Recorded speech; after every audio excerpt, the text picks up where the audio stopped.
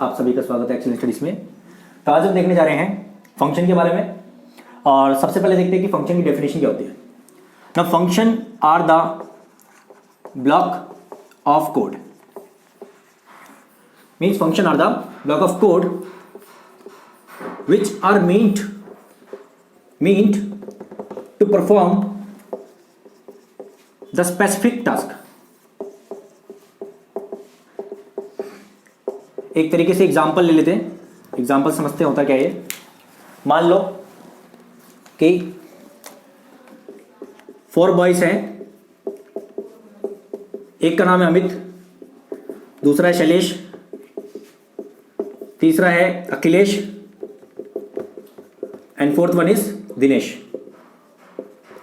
सो अमित को मैंने बोला कि बाजार जाओ और मार्केट से क्या लेके आओ, कोई भी वेजिटेबल लेके आओ, ठीक है, वो वेजिटेबल लेके आएगा। शैलेश को मैंने बोला कि ग्रोसरी शॉप पे जाओ और तेल लेके आओ, ऑयल। सो अखिलेश से मैंने बोला कि मार्केट जाओ और मिल्क लेके आओ, और दिनेश से मैंने बोला कि फ्रूट्स लेके आओ, ठीक है। सो कितने टास्क है टोटल? 1, 2, 3 एंड 4। सो 4 टास्क है टोटल जो हमें परफॉर्म करने हैं। एक टास्क है मार्केट से वेजिटेबल लाओ, दूसरा है ग्रोसरी से शॉप से ऑयल लाओ, तीसरा है मिल्क लेके आओ और चौथा है फ्रूट लेके आओ। सो इन 4 टास्क को परफॉर्म करने के लिए मैंने अलग अलग फंक्शन बना लिए। एक फंक्शन का नाम है अमित, दूसरे फंक्शन का नाम है शैलेश, तीसरे का नाम है अखिलेश और चौथे का नाम है दिनेश। सो अगर मैं एक ही फंक्शन से मीन्स एक ही, ठीक है, इंडिविजुअल से ही काम करवाता तो क्या होता, इसको बर्डन हो जाता। ये सारे काम एक साथ अगर करता तो इसका टाइम जो होता, टाइम रिक्वायर्ड, वो क्या होता, बहुत हाई होता। Means in a simpler way function किस लिए यूज कर रहे हैं? फंक्शन यूज कर रहे हैं कि हम छोटे छोटे मॉड्यूल में किसी भी काम को डिवाइड कर दें और फिर उससे हम वैल्यूज जो है उसकी रिटर्न करवाएं। जैसे मार्केट से वेजिटेबल लाया और वेजिटेबल लाने के बाद उसको रिटर्न तो करना होगा। किसको रिटर्न करना होगा? जिसने इसको कॉल किया होगा। सपोज रोहन एक नाम है, ठीक है, एक इंडिविजुअल है जिसने अमित को कॉल करा कि अमित भाई मार्केट से वेजिटेबल लेके आओ, तो वेजिटेबल लेके आगे कहाँ रिटर्न करेगा? वापस इसको रिटर्न करेगा, ठीक है ना। सो ऐसे फंक्शन को यूज कर सकते हैं हम to divide into simpler modules so that the program must be easier. So ये हो गया फंक्शन की यूज करना चाहते हैं हम, ठीक है। ओवरव्यू हो गया फंक्शन का। नाउ आप देखेंगे कितने टाइप के फंक्शन होते हैं। फंक्शन बेसिकली 2 टाइप के होते हैं।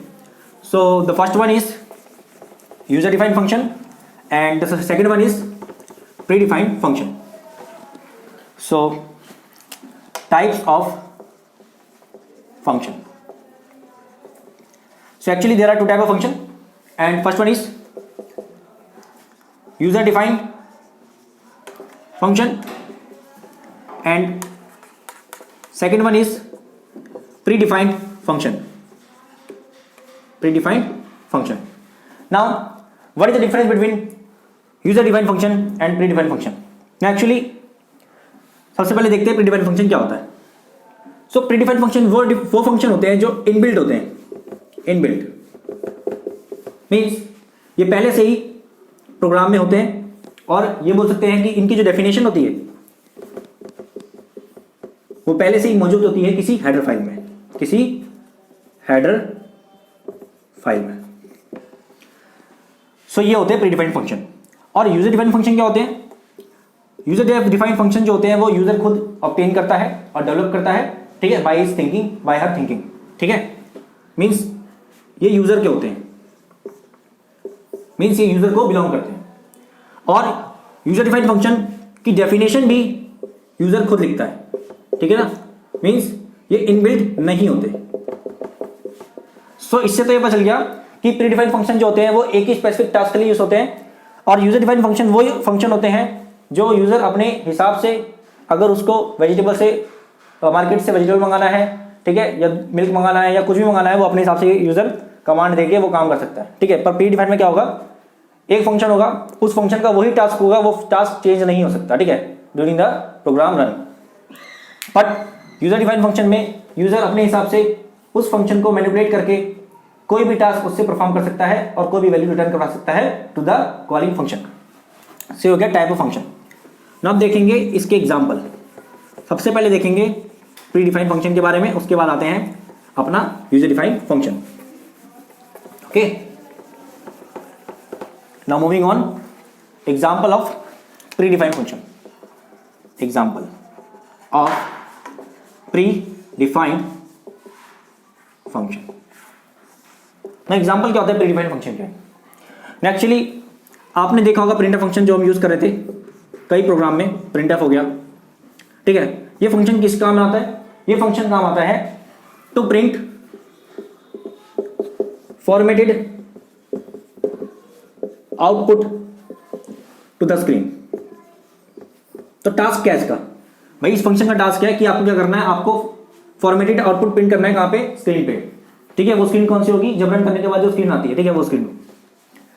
सो मींस प्रीडिफाइंड फंक्शन जो है वो उसका टास्क ऑलरेडी डिफाइन होता है। और इसका टास्क कहां डिफाइन होता है? डिफाइन होता है हेडर फाइल में, ठीक है। वो हेडर फाइल कौन सी है? studio.h header file. मींस अगर प्रोग्राम में अगर हम हेडर फाइल इंक्लूड नहीं करते हैं बाई चांस, तो प्रिंटफ फंक्शन वर्क नहीं करेगा, ठीक है। Okay, means in order to run this printf function which has a specific task, so we have to include header file studio.h in the program all above, ठीक है ना। Hash include studio.h in the angular bracket। सो ये example हो गया printf function का, ठीक है। अब दूसरा एग्जांपल है वो है स्कैनफ का। स्कैनफ में क्या होता है? स्कैनफ यूज होता है to take input from the user directly from the keyboard. To take input from the user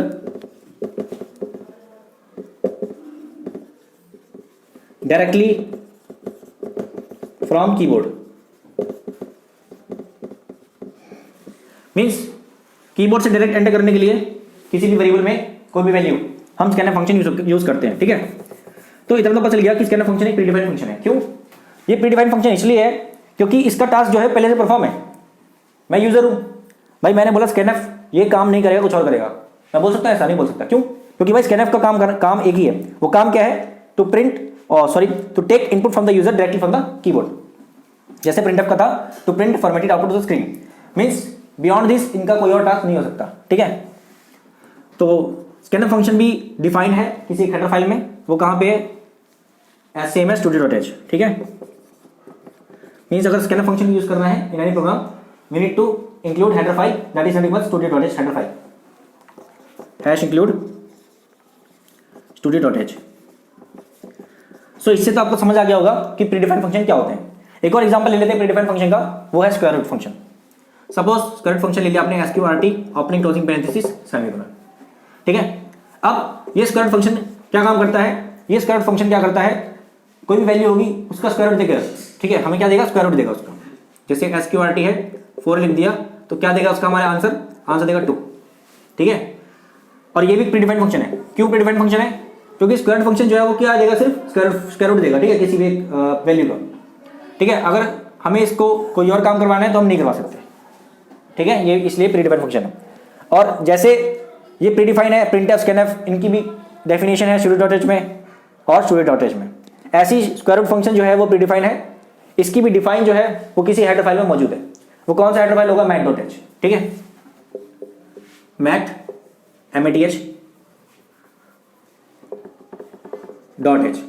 means अगर कभी भी आपको स्क्वायर रूट फंक्शन यूज करना है in any program, you have to move towards the mat.h header file first at the beginning of the program, ठीक है ना।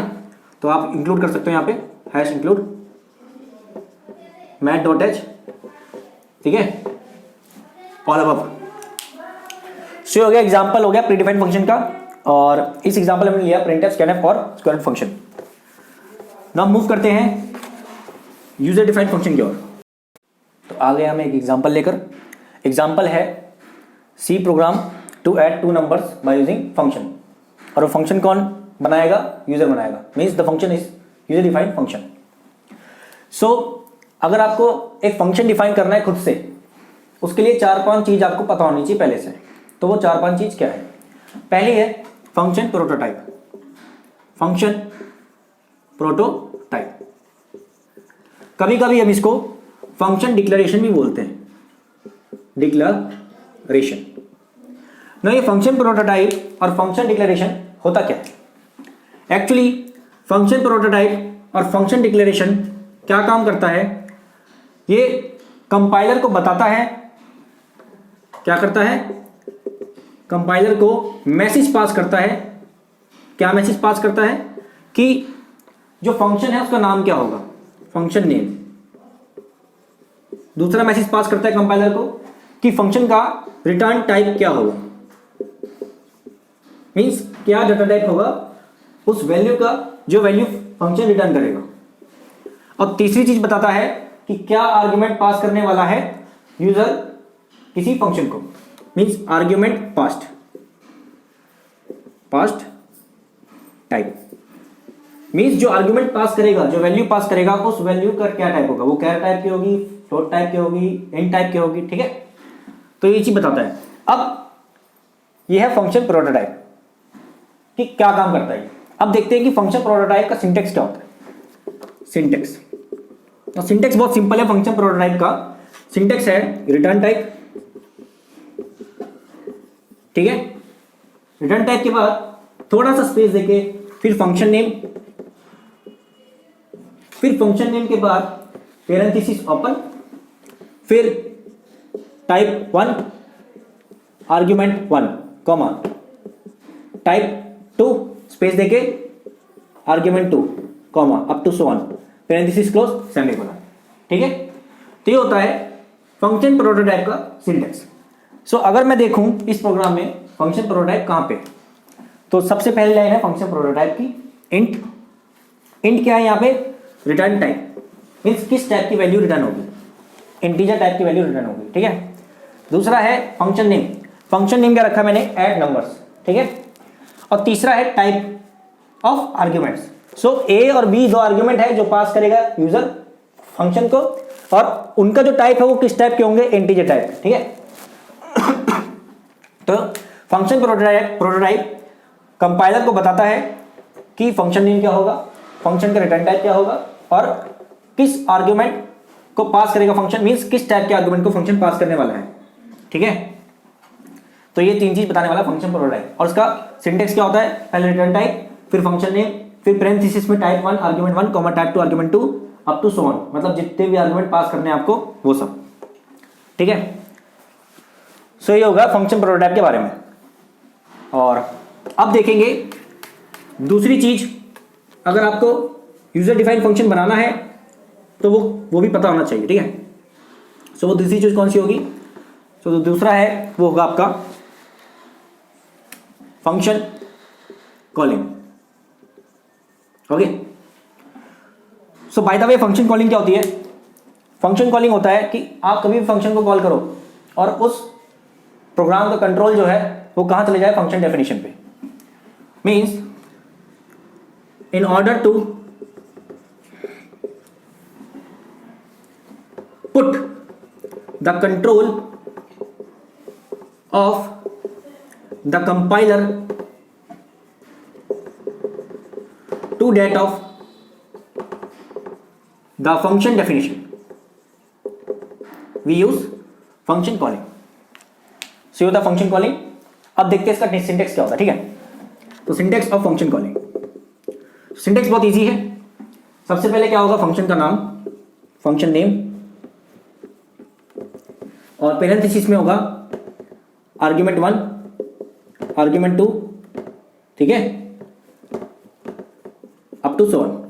आपकी मर्जी है आर्ग्यूमेंट रखना है या नहीं रखना। ठीक है, ये खाली भी हो सकता है। तो ये हो गया सिंटेक्स।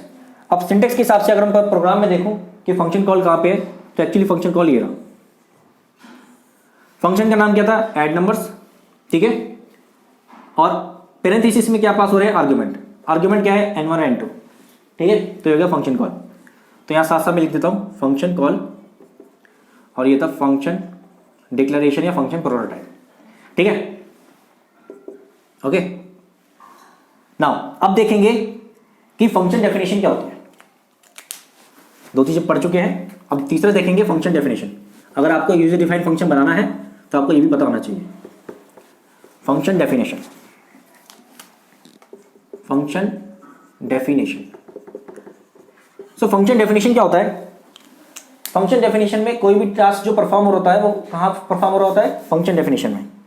मीन्स अगर दो नंबर ऐड करने हैं तो जो एडिशन का ऑपरेशन परफॉर्म होगा वो कहाँ परफॉर्म होगा? वो परफॉर्म होगा फंक्शन डेफिनेशन के अंदर। ठीक है। सो मेन टास्क जो परफॉर्म होता है, मेन टास्क मीन्स जैसे यहां से मैंने डाला कोई भी बीज डाला, ठीक है, और यहां पे आकर पेड़ निकल गया बाहर, ठीक है ना, उसका जो प्रोसेस है बीज का उसको बोलते हैं फंक्शन डेफिनेशन। ठीक है ना, बीज डाला और पेड़ बाहर निकल गया, और उसके बीच का जो प्रोसेस है वो तो सिंथेसिस, ठीक है ना, ये सब वाटर ऊपर गया रूट से ये सब, ठीक है ना, और पौधा बड़ा हो गया, तो इसका जो प्रोसेस होता है वो होता है फंक्शन डेफिनेशन। ठीक है ना, जो बीच का टास्क होता है और जो मेन टास्क होता है उसको बोलते हैं फंक्शन डेफिनेशन। अब देखेंगे सिंटेक्स क्या होता है फंक्शन डेफिनेशन का। सिंटेक्स होता है रिटर्न टाइप, थोड़ा स्पेस देखिए, फंक्शन नेम, पेरेंथेसिस में type 1 argument 1, type 2 argument 2 up to so on. ठीक है ना, parenthesis closed, braces open, braces closed, और अंदर क्या होगा? बॉडी। बॉडी किसकी? Function body. ठीक है ना, जो टास्क परफॉर्म करना है। अगर एडिशन करना है तो एडिशन के लिए यहाँ पे ऑपरेशन होगा, मल्टीप्लिकेशन तो मल्टीप्लिकेशन के लिए ऑपरेशन होगा, पावर करना है पावर के लिए ऑपरेशन होगा, ठीक है ना, डिवाइड करना है तो डिवाइड के लिए ऑपरेशन होगा इसके अंदर। सो मेन टास्क जो परफॉर्म होता है वो कहाँ परफॉर्म होता है? फंक्शन डेफिनेशन के अंदर होता है। तो ये है फंक्शन डेफिनेशन, साफ दिख रहा है, ठीक है, साफ पता चल रहा है कि फंक्शन डेफिनेशन का कोड है। ये हो गया फंक्शन डेफिनेशन। सबसे पहले क्या है? Int return type. ठीक है ना, मैच हो रहा है कि नहीं हो रहा? दूसरा है फंक्शन नेम, तीसरा है type 1 argument 1 comma type 2 argument 2। दो आर्ग्यूमेंट थे तो पेरेंथेसिस क्लोज्ड हो गया, यहां पे आ गया body of function. So body में क्या था? मैंने कहा था कोई भी फंक्शन डेफिनेशन होगा वो क्या करेगा? वो टास्क परफॉर्म करेगा जो ओरिजिनली परफॉर्म करना है, मींस मेन टास्क। सो वो मेन टास्क क्या था? Add numbers. सो ऐड नंबर्स कहां परफॉर्म हो रहा है? फंक्शन डेफिनेशन के अंदर। सो यहां पे आप देख सकते हो। सो ये हो गया फंक्शन डेफिनेशन। सो जो लास्ट पार्ट है किसी भी यूजर डिफाइंड फंक्शन को बनाने का, ठीक है ना, जो लास्ट सीखने का है वो है रिटर्न टाइप क्या होता है। तो अब देखेंगे रिटर्न टाइप क्या होता है। रिटर्न टाइप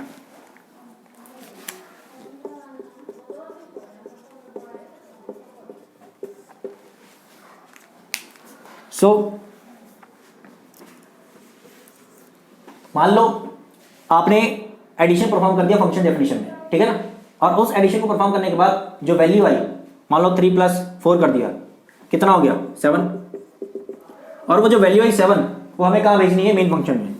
कहाँ पे भेजनी है?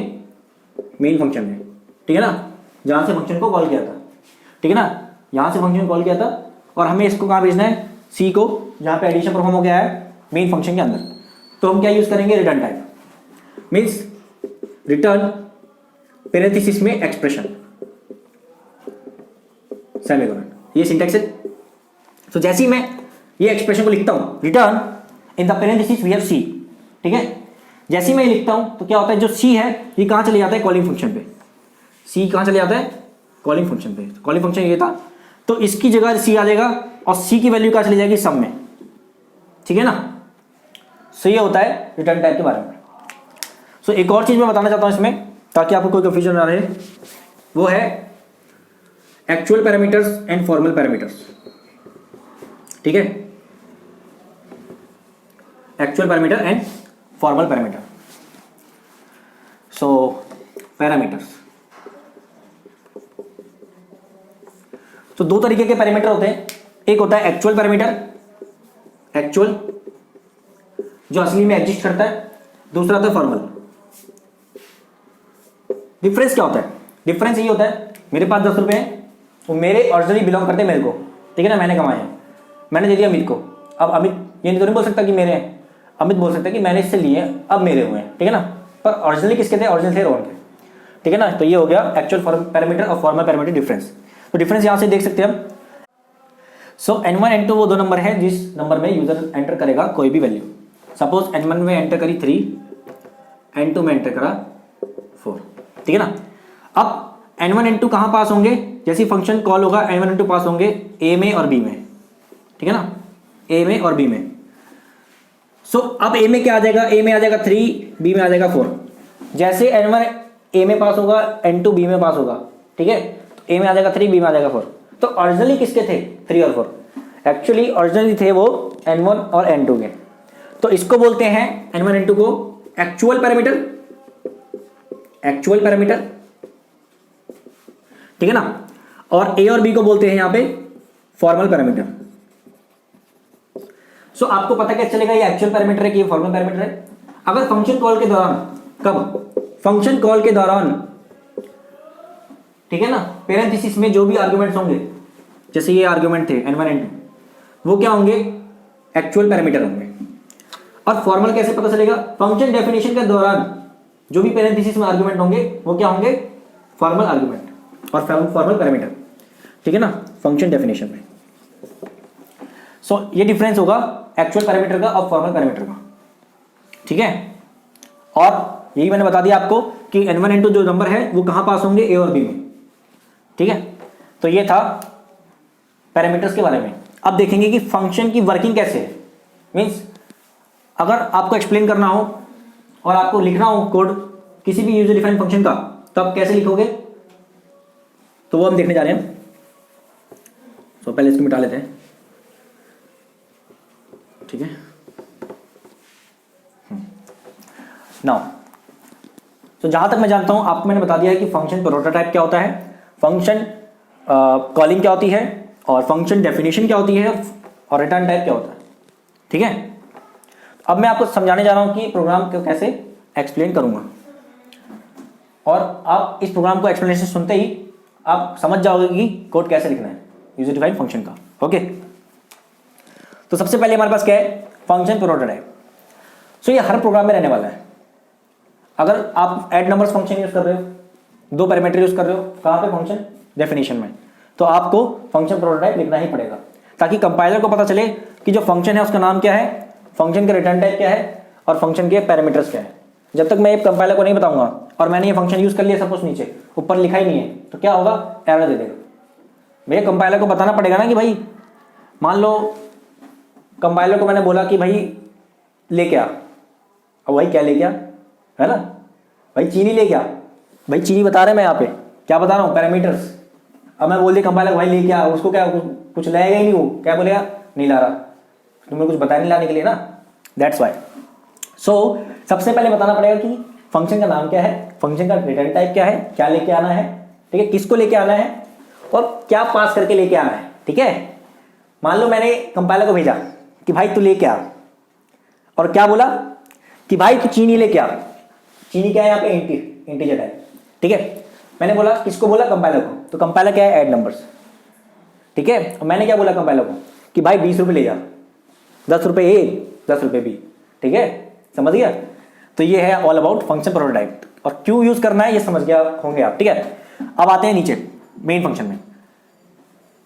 सो मेन फंक्शन जो है वो तो आपको पता ही होगा कि किसी भी प्रोग्राम का एग्जीक्यूशन जो होता है वो मेन फंक्शन से होता है, हम पहले भी बता चुके हैं आपको, ठीक है। अब 2 वेरिएबल हमने डिक्लेयर करे यहाँ पे N1 N2, और एक सम वेरिएबल डिक्लेयर करा जिसको हमने इनिशियली असाइन कर दिया किससे? 0 से। तो जैसे ही हमने वेरिएबल डिक्लेयर करे N1 N2, मेमोरी बन जाएगी इनकी कितने बाइट की? इंटीजर डाटा टाइप है तो 2 या 4 बाइट की, ठीक है ना। नाउ अब प्रिंट क्या करा? Enter the numbers.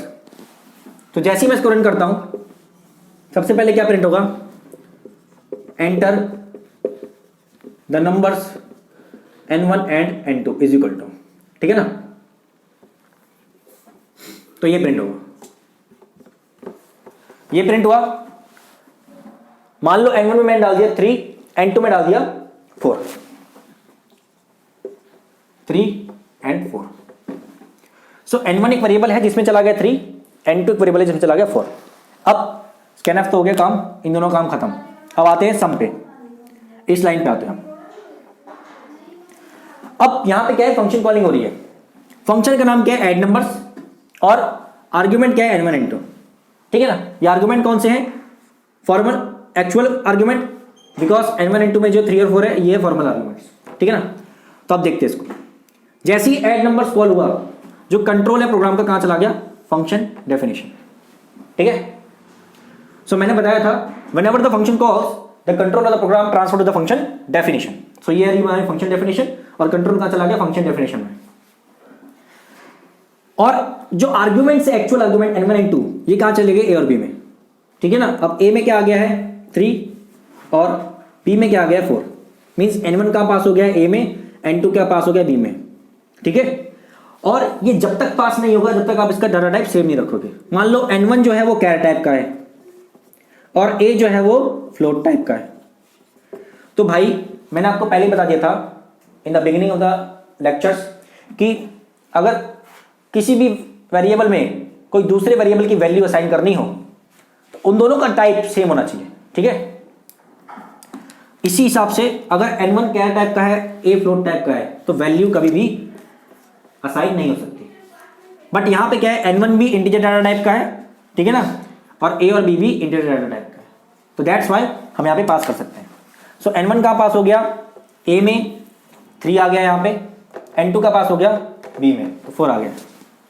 कब पास होगा, जब फंक्शन कॉल होगा, ठीक है ना। अब ट्रांसफर कहां हो गया कंट्रोल, फंक्शन डेफिनेशन में। अब आ गए फंक्शन डेफिनेशन में, ठीक है। अब एंड सी का मतलब है एक सी मेमोरी बनी और कितने टाइप की, 2 या 4 बाइट की। टाइप तो उसका इंटीजर है, सो बाइट इसका 2 या 4 है। अब क्या परफॉर्म हुआ, ऑपरेशन क्या है, c is equal to a plus B. A में क्या है 3, b में क्या है 4, तो 3 + 4 आप खुद देख लो 7। तो c में क्या आ गया 7 आ गया, c में 7। अब c में क्या है 7 है। अब मैंने क्या यूज करा, रिटर्न सी, ठीक है। रिटर्न सी क्या करेगा, जैसे ही मैं रिटर्न फंक्शन यूज करूंगा तो क्या होगा, जो c है मींस जो c की वैल्यू है वो क्या चली जाएगी, फंक्शन कॉलिंग पे। कंट्रोल का चला जाएगा फंक्शन कॉलिंग पे, ठीक है। और क्या कंट्रोल लेके जाएगा, कंट्रोल लेके जाएगा c की वैल्यू कहां जाएगी, फंक्शन कॉलिंग पे। तो फंक्शन कॉलिंग ये थी कि नहीं थी, यही तो थी फंक्शन कॉलिंग। सिंटेक्स तो आपने देखा होगा पहले जो मैंने दिखाया था। यहां पे क्या आ जाएगा, c की वैल्यू। अब मैं यहां पे c की वैल्यू लिखता हूं, ध्यान से देखना, c की वैल्यू लिखने जा रहा हूं मैं। अब देखो c की वैल्यू क्या थी 7, तो 7 आ गया यहां पे सेमीकोलन, ठीक है ना। अब कंट्रोल कहां गया है, कंट्रोल तो यहां आ चुका है ना। सम क्या हो गया 7, ठीक है, जैसे यहां पे ओवरलैप करी। तो सम एक वेरिएबल था जहां गया 7, पहले था 0, ठीक है ना इनिशियली, अब आ गया 7। अब कंट्रोल यहां पे आ चुका था, अब नेक्स्ट लाइन पे आते इसकी। तो जैसे ही नेक्स्ट लाइन पे आए तो प्रिंट क्या हो गया, percentile D plus percentile D equal to percentile D n1 into sum. So पहला परसेंटाइल डी किसको रिप्लेस करेगा, n1 को। n1 क्या है 3, सो यहां पे आ जाएगा 3 प्लस दूसरा परसेंटाइल डी 4 को रिप्लेस करेगा, n2 को, तीसरा सम को, इज इक्वल टू सम क्या है 7, ठीक है ना।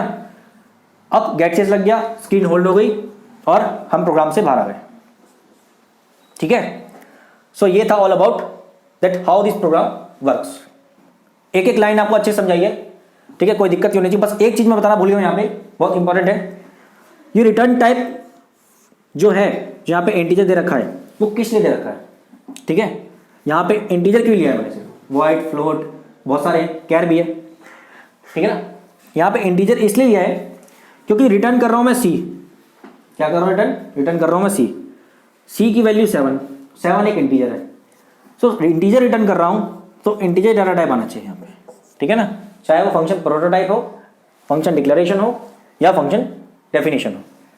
ये क्या बताएगा, जो पहला चीज है ये बताएगा आपको कि जो रिटर्न करने वाला फंक्शन उसकी टाइप क्या होगी, मीन्स कैर टाइप का होगा, फ्लोट टाइप का होगा या और भी टाइप हो सकते हैं, ठीक है ना।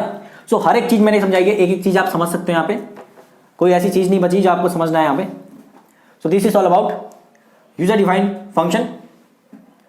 और आप इस मेथड को यूज करके आप खुद का फंक्शन बना सकते हो जिससे आप कुछ भी कोई भी टास्क परफॉर्म करवा सकते हो।